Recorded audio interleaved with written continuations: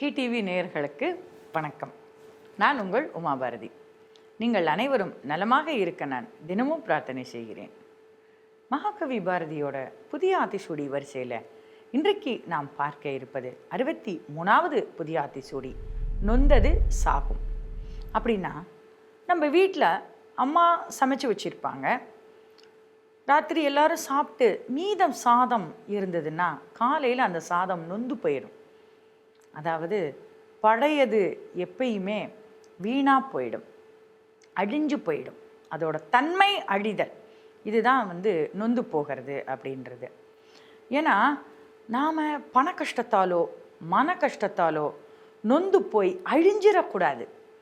நொந்தது தான் அழியும் இல்லையா?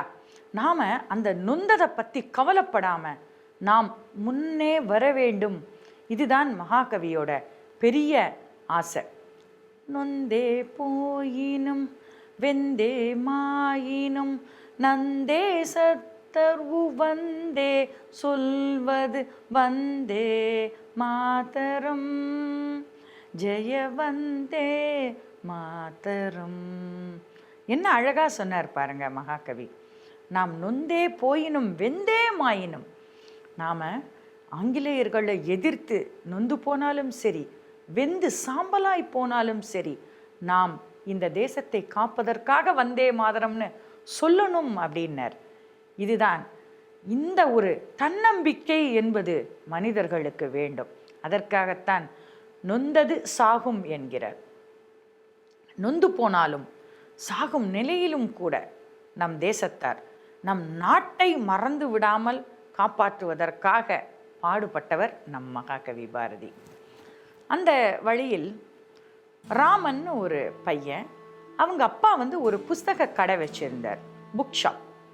அந்த புத்தக கடையில் கிடைக்காத புத்தகங்களே கிடையாது. எல்லா புக்குமே இருக்கும். இங்கிலீஷ், தமிழ், ஃப்ரெஞ்சு, நாவல்கள், எழுத்தாளர்களோட கவிதை புத்தகங்கள். அது இல்லாமல் பள்ளிக்கூட சிலபஸ்க்கு உண்டான எல்லா விதமான புத்தகங்கள், கைடுகள், இப்படி காமிக்ஸ், இதெல்லாம் இந்த மாதிரி நிறைய புத்தகங்கள் அந்த ராமனோட அப்பா அந்த புத்தக கடையில் வச்சு ரொம்ப சிறப்பாக வியாபாரம் பண்ணிக்கிட்டு இருந்தார். ராமனுக்கு அந்த புத்தக கடைனா ரொம்ப பிடிக்கும் அவனுக்கு. ஏன்னா வரிசையாக அழகழகாக அந்த ரேக்கில் அடுக்கி வச்சிருப்பான். அந்த புஸ்தகத்தோட, புது புஸ்தகத்தோட வாடையே எல்லாருக்கும் சிலருக்கு ரொம்ப பிடிக்கும். ஏன்னா புது புஸ்தகம் அந்த அச்சாகி வரும்போதே அதன் வாசனையே தனியாக இருக்கும். அதனால் அவன் அந்த கடையில் தான் இருக்கிறதுல ரொம்ப ஆனந்தப்படுவான். எப்படா ஸ்கூல் விடுன்னு சொல்லிட்டு ஸ்கூல் ஹோம்ஒர்க் எல்லாம் மடமடன்னு முடிச்சுட்டு நேராக அப்பா கூட புக் ஷாப்புக்கு அவனும் எல்லார்கிட்டையும் பேசி எந்தெந்த புத்தகங்கள் எந்தெந்த அலமாரியில் இருக்குது அப்படின்னு காட்டுவான். அவங்க அப்பாவும் அதே மாதிரி தான். இவங்க அப்பாவை பார்த்து கற்றுன்றது தானே எல்லாமே. அப்பா அழகாக எந்த சப்ஜெக்ட் யாரு கேட்டாலும், அறிவியல் கேட்குறாங்களா, சரித்திரம் கேட்குறாங்களா, பூகோளம் கேட்குறாங்களா, எல்லா விதமான புத்தகங்களையும் அழகாக எடுத்து வரிசையாக அடுக்கி வச்சு அந்தந்த வரிசைகளுக்கு கஸ்டமரை தானே கூட்டின்னு போய் சிறப்பாக வியாபாரம் பண்ணிக்கிட்டு இருந்தார். ரொம்ப நல்ல வியாபாரம் நடந்தது. ராமனும் அழகாக இருப்பான். சாதாரண நேரங்களில் சனி ஞாயிறுனா அவனுக்குன்னு சில புத்தகங்கள் அப்பா கொடுத்து வச்சிருப்பார். அந்த புத்தகங்களை படிக்கிறதுல அவனுக்கு ரொம்ப ஆனந்தம். அழகாக உட்காந்து புஸ்தகம் படிப்பான். தன்னோட ஃப்ரெண்ட்ஸ் எல்லாரையும் புஸ்தகம் படிக்கிறதுக்கு அவன் தூண்டுதலாக இருந்தான். இப்படி இருந்துட்டு இருக்கும்போது ஒரு சமயத்தில், அது ஒரு நவம்பர் மாதமாக இருக்கும், அந்த சமயத்தில் திடீர்னு ஊரில் மழை பெருசாக பெய்ய ஆரம்பிச்சிருது. பெரிய மழை, புயல், வெள்ளம் வந்துடுது. இவங்க கடை அந்த ஒரு காம்ப்ளெக்ஸில் பேஸ்மெண்ட்டில் இருந்ததுனால என்ன ஆயிடுத்து, அந்த பில்டிங் பூரா தண்ணியில் மூழ்கிடுத்து. என்ன ஆயிடுத்து, வந்த வெள்ளத்தில் கடைகள் அப்படியே மூழ்கிடுத்து. இவங்க கடை மட்டும் இல்லை, பக்கத்தில் இருக்கிற அந்த காம்ப்ளெக்ஸில் இருக்கிற எல்லா வியாபாரிகளோட கடைகளும் நீரில் மூழ்கிடுத்து. ஆனால் இது புத்தக கடை அப்படிங்கிறதுனால நீரில் மூழ்கின புத்தகங்கள் எல்லாமே பாழா போய் வீணா போயிடுத்து. அவங்க அப்பா அப்படியே நொந்து போய் உட்கார்ந்துட்டாரு. என்ன பண்ணனே தெரில. அடுத்தது இந்த குடும்பம் நடக்க வேண்டுமே, இந்த குழந்தைகள் படித்து பெரியவர்களாக வேண்டுமே, நான் என்ன பண்ண போறேன் இறைவா அப்படின்னு மனசு நொந்து போய் தலையில் கையை வச்சுட்டு இடிஞ்சு போய் வீட்டில் உட்கார்ந்துட்டாரு. அவங்க அம்மா ஆறுதல் ஆறுதல் சொல்கிறாங்க. அப்படியும் அவர் கேட்க மாட்டேங்கிறாரு. உடனே நேராக அவங்க அம்மா என்ன பண்ணாங்க தெரியுமா? நேராக உள்ளே போனாங்க. பீரோவில் இருந்த தன்னோட நகையெல்லாம் எடுத்துன்னு வந்து அவங்க அப்பா கிட்ட கொடுத்தாங்க. கொடுத்து, இந்த பாருங்க, இந்த நகையை வச்சோ இல்லைன்னா விற்றோ நீங்கள் இந்த வெள்ளம் வடிஞ்ச உடனே இந்த கடையை திருப்பியும் வேற ஒரு இடத்துல தண்ணீர் வராமல் அழியாமல் இருக்கக்கூடிய இடமா, ஒரு புது இடம் வாடகைக்குனாலும் பரவாயில்ல, எடுத்து நீங்கள் பழையபடி புத்தக கடை ஆரம்பிக்கணும்.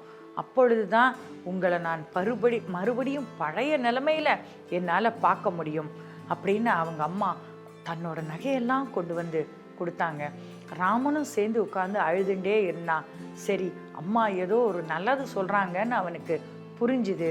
அவங்க அப்பாவும் என்ன பண்ணாங்க, தன்னோட மன வருத்தத்தை எல்லாம் விட்டு தன்னம்பிக்கையோட மறுபடியும் அந்த நகைகளை வைத்து பணத்தை எடுத்து மீண்டும் ஒரு கடையை வாடகைக்கு எடுத்து மிகச்சிறப்பாக தான் எப்படி ஏற்கனவே அந்த கடையை நடத்தி கொண்டு வந்தாரோ அந்த மாதிரியாக மீண்டும் அந்த கடையை சிறப்பாக புத்தகங்களை அடுக்கி வியாபாரம் செய்ய ஆரம்பித்தார்.